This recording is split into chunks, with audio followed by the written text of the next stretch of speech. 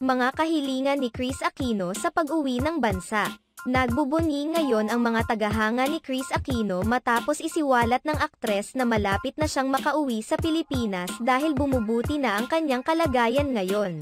Ayon kay Kris Aquino, tinitiis niya ang lahat ng sakit na kanyang nararamdaman sa treatments ng kanyang health conditions.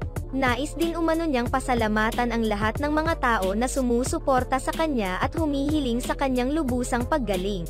Talagang hindi na makapaghintay si Kris Aquino na makauwi sa Pilipinas dahil miss na niya ang kanyang mga kaibigan at pamilya na hindi niya nakasama sa loob ng ilang buwan na pananatili niya sa ibang bansa. Bukod dito, namimiss na rin umano ni Kris Aquino na magkaroon ng normal na taste buds. Nangangako naman ang kaibigan ni Kris Aquino na si Chef Sao na ipagluluto siya nito kapag nakabalik na siya ng Pilipinas. Hiniling din ni Kris sa isang kaibigan niyang jeweler na magkaroon siya ng sariling jewelry sa gusto niyang design. Ninanais din sana ni Kris Aquino na magpakulay ng buhok.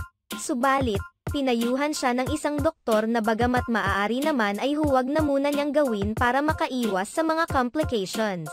Sa kabilang banda, excited din ang mga tagahanga at taga-suporta ni Kris sa nalalapit na pag-uwi nito. Hiling nila na sana ay magpagaling pa ito upang matuloy ang nalalapit nitong pag-uwi.